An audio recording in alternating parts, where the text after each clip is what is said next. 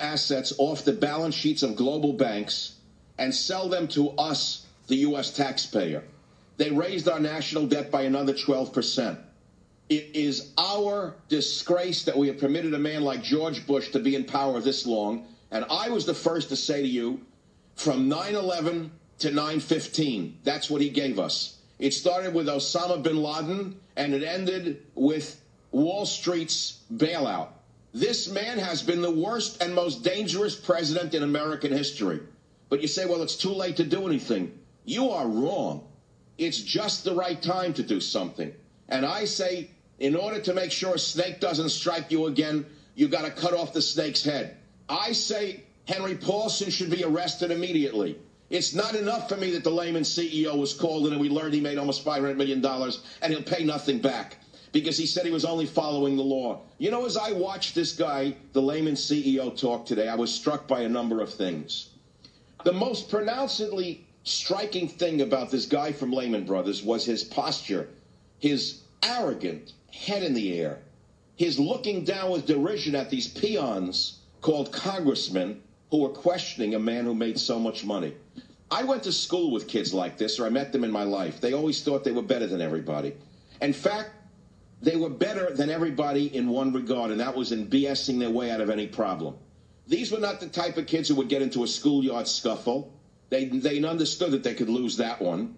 These are the people who thought that they could always talk their way out of a problem. And there I saw Lehman CEO Richard Fuld sitting up there today, deriding Congress, looking down upon them as though he were a hawk on a mountain looking down at a bunch of sheep. Well, as an American taxpayer, I was offended. I was offended at what had been done to me and to my country.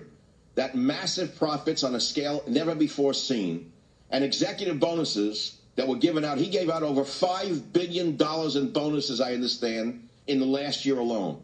$5 billion as the ship was going down. And don't you see these wonderful capitalists now love the socialization of our losses? They didn't bail you out. They didn't bail you out. They bailed themselves out. Didn't you understand that, schmuck? I was the only one in the media who told you that. Most of the other frauds, like the leprechaun, emphasis on the C-O-N, the leprechaun told you the bailout was good for you because he wraps himself in the flag. At the same time, he wraps conservative talk radio, which he says is right-wing radio. No, we're the conservatives. He's the sellout. And it's time for me to tell you I am sick and tired of the frauds in the radio business who have led you astray. But they're not our problem. They're minnows in a sea filled with whales.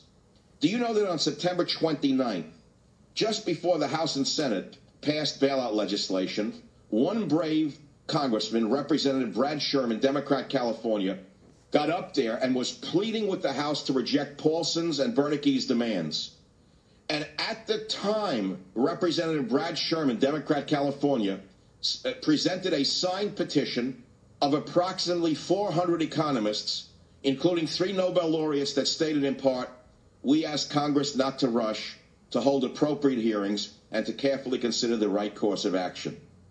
And do you know that the switchboards were so overwhelmed by your so-called representative that they closed down the congressional email receiving end.